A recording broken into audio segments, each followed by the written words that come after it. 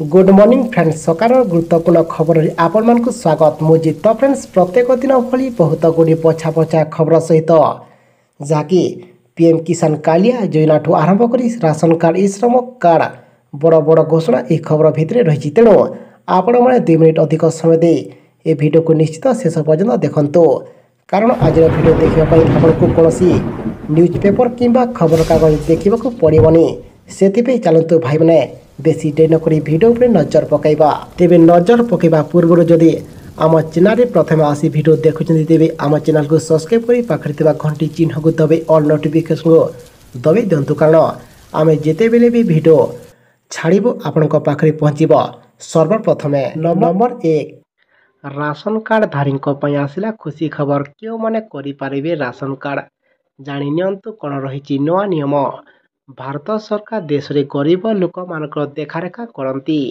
एवं से विभिन्न योजना रे लाभ जोगई दे थांती सेतिपे भारत रे अलगा अलगा विभाग तैयारी होइछि जो माने कि यही काम को संचालित करि थांती एवं लोक मान को सुविधा जोगई दे थांती भारत रे गरीब लोकन को राष्ट्रीय खाद्य सुरक्षा अधिनियम अनुसार मागणारे राशन जोगई दिया जाए तेणु राशन कार्ड जोगई दिया जरूरी एवं बिना राशन कार्ड मागणारे राशन जोगई दिज्व नहीं एवं राशन कार्ड सुविधा पाइबापी आपण को आपणकर परिचय देवाक पड़ी थाए यापर आपण राशन कार्ड सुविधा पाइपर किछि राज्य रे राशन कार्ड पर ऑनलाइन सुविधा उपलब्ध थिले आउ किछि राज्य रे ऑफलाइन व्यवस्था रही तेरे आसतु जानिबा क्यों माने राशन कार्ड पर नुआ आवेदन करें जदि कौन व्यक्ति नाम 100 डिसमिल किंबा 100 वर्ग मीटर रु अधिक प्रॉपर्टी रही से राशन कार्ड पाई पारिबे नहीं किंबा जदि कौन व्यक्ति नाम घर फ्लैट किंबा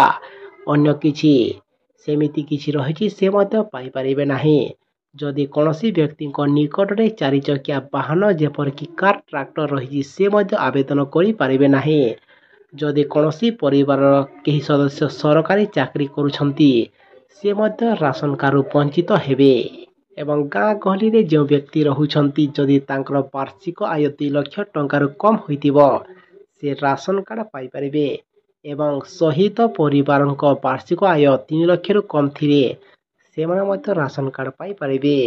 परवर्ती खबर आसिला पुणी समस्त रोगी पुणी एक झटका केंद्र सरकार 156 फिक्स्ड डोज कॉम्बिनेशन औषध उपर प्रतिबंधक लगाई रही आंटीबायोटिक जंत्रणा उपशम एवं मल्टीविटामिन औषध जांच जनापड़ी जे यह औषध गुड़िक स्वास्थ्य प्रति विपद सृष्टि करुछि केंद्र स्वास्थ्य एवं परिवार कल्याण मंत्रालय एक विज्ञप्ति जारी कर औषध गुड़िकर उत्पादन बिक्री एवं वितरण उपर संपूर्ण प्रतिबंधक लगाई पारासीटामल एवं मेफेनिक एसिड कॉम्बिनेशन औषध को मध्य बंद कले केंद्र सरकार ब्यान औषध भितर आंटीबायोटिक आंटीलाइजी जंत्रणा उपशम मल्टीविटामिन एवं ज्वर एवं उच्च रक्तचाप औषध अंतर्भुक्त रही।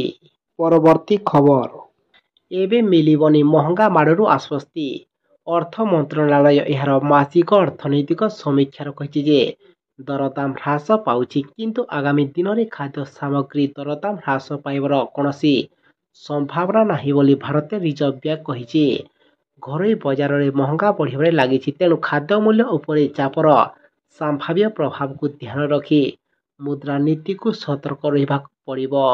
परवर्ती खबर रत्न भंडार रु सरिला सिंधुक स्थानांतरण प्रक्रिया श्रीमंदिर रत्न भंडार खोली रत्न भंडार थिबा खाली आलमीरा सिंधुक गुड़ी को स्थानांतरण करा जायछि यहाकु नै श्रीमंदिर परिसर रे थिबा नीलाद्री विहार म्यूजियम निकट गृह संरक्षित रखा जायछि आलमीरा सिंधुक गुड़िक स्थानांतर करिबा परे रत्न भंडार स्थिति जांच करा जाय मरामती कार्य करा जिवो राज्य सरकार स्वतंत्र एसओपी अनुसार खाली कराइथिबा आलमीरा एवं सिंधुक स्थानांतर होइछि।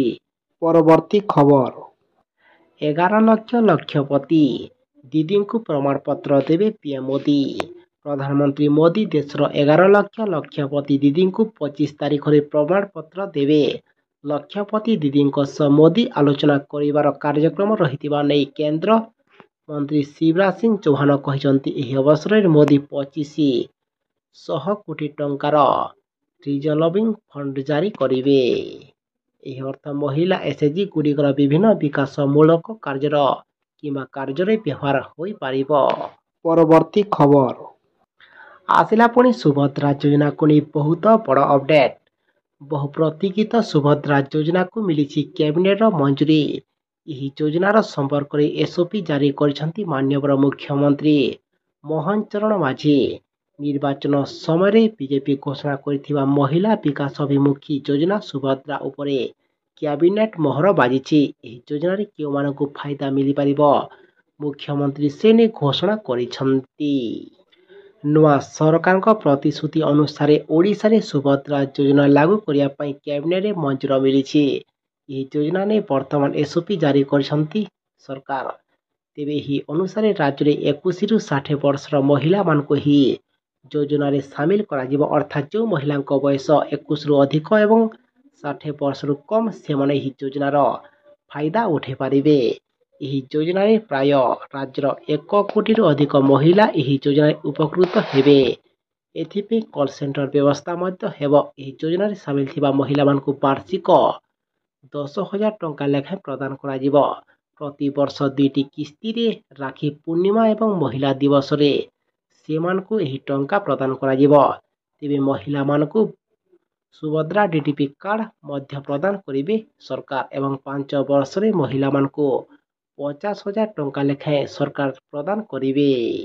ପରବର୍ତ୍ତୀ ଖବର ଅବକାରୀ ମନ୍ତ୍ରୀଙ୍କ ବଡ଼ ନିଷ୍ପତ୍ତି, ରାଜ୍ୟରେ ସମ୍ପୂର୍ଣ୍ଣ ବନ୍ଦ ହେବ ଡ୍ୟାନ୍ସ ବାର୍।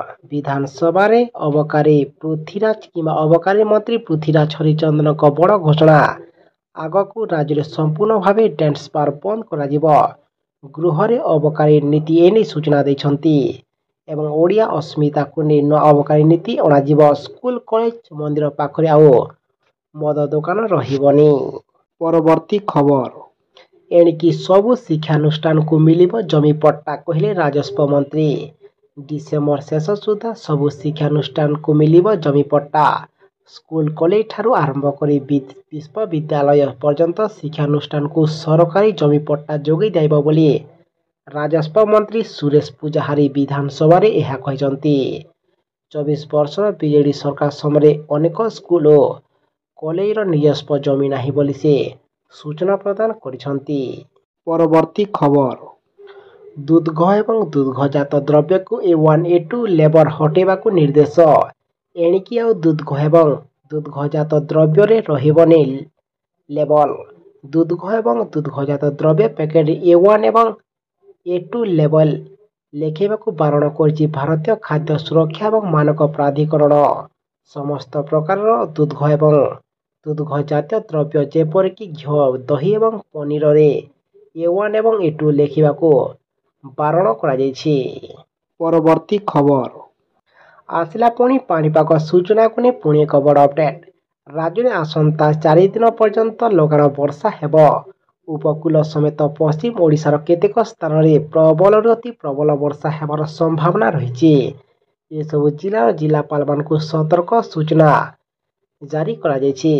ଭାରତୀୟ ପାଣିପାଗ ବିଭାଗର ସୂଚନା ଅନୁସାରେ ବର୍ତ୍ତମାନ ଦକ୍ଷିଣ ବାଂଲାଦେଶ ଏବଂ ତତ୍ସଂଲଗ୍ନ ଅଞ୍ଚଳରେ ଲଘୁଚାପ ସକ୍ରିୟ ରହିଛି ଏବଂ ଆସନ୍ତା 24 ଘଣ୍ଟାରେ ବରଗଡ଼, ବଲାଙ୍ଗୀର, ନୂଆପଡ଼ା, ଜଗତସିଂହପୁର, କେନ୍ଦ୍ରାପଡ଼ା, କେନ୍ଦୁଝର, ମୟୂରଭଞ୍ଜ, ବାଲେଶ୍ୱର, ଭଦ୍ରକ, କଟକ, ଖୋର୍ଦ୍ଧା, ପୁରୀ, ଯାଜପୁର, ସୁନ୍ଦରଗଡ଼ ଏବଂ ଝାରସୁଗୁଡ଼ାରେ ପ୍ରବଳ ବର୍ଷା ହୋଇପାରେ ଏବଂ ଏସବୁ ଜିଲ୍ଲାରେ 7ରୁ 10 ସେଣ୍ଟିମିଟର ପର୍ଯ୍ୟନ୍ତ ବର୍ଷା ହୋଇପାରେ। ପରବର୍ତ୍ତୀ ଖବର ଆସିଲା ପୁଣି ପିଏମ୍ କିଷାନ ଯୋଜନାକୁ ନେଇ ବହୁତ ବଡ଼ ଖୁସି ଖବର। ଏବେ ବି ଆସିଲା ପୁଣି ପିଏମ୍ କିଷାନ ଯୋଜନାକୁ ନେଇ ବହୁତ ବଡ଼ ଖୁସି ଖବର। ପୁଣି ଯଥାଶୀଘ୍ର ଏହି ଯୋଜନା ମାଧ୍ୟମରେ ପରବର୍ତ୍ତୀ କିସ୍ତି ଟଙ୍କା ସମସ୍ତ ଯୋଗ୍ୟ ଚାଷୀଙ୍କ ଖାତାରେ ମିଳିବାକୁ ଯାଉଛି, ଯାହାକି ଆପଣଙ୍କ ପାଇଁ ବହୁତ ବଡ଼ ଖୁସି ଖବର। ସେଥିପାଇଁ ଯେଉଁମାନେ ଏପର୍ଯ୍ୟନ୍ତ ଆପଣଙ୍କ ଡକୁମେଣ୍ଟକୁ KYC ଫୁଲଫିଲ୍ କରିନାହାନ୍ତି, ତେବେ ଆପଣମାନେ ଶୀଘ୍ର ଏଥିରେ ଡକୁମେଣ୍ଟ KYC ଫୁଲଫିଲ୍ କରି ରଖିଥାନ୍ତୁ, ଯାହାକି ଯେକୌଣସି ତାରିଖରେ ସରକାର ଟଙ୍କା ଦେବାଟା ସୂଚନା ରହିଛି ଏବଂ ଏହି ଯୋଜନାକୁ ନେଇ ସରକାର ଯେକୌଣସି ମୁହୂର୍ତ୍ତରେ କିମ୍ବା ଯେକୌଣସି ତାରିଖରେ ସରକାର ଟଙ୍କା ଦେବାଟା ସୂଚନା ରହୁଛି। ସେଥିପାଇଁ ଆମେ ଆପଣଙ୍କୁ ଅନୁରୋଧ କରୁଛୁ କି ଆପଣମାନେ ଆମ ସହ ସଦା ସର୍ବଦା ଯୋଡ଼ି ହୋଇ ରହିଥାନ୍ତୁ। କାହିଁକି ନା ଯେଉଁଦିନ ସରକାର ଟଙ୍କା ଦେବାଟା ଘୋଷଣା କରିବେ ଆମେ ସଙ୍ଗେ ସଙ୍ଗେ ଆପଣଙ୍କ ପାଇଁ ଭିଡ଼ିଓ ଆଣିଦେବୁ। ତାକୁ ଦେଖି ଆପଣମାନେ କନଫର୍ମ ହୋଇଯିବେ।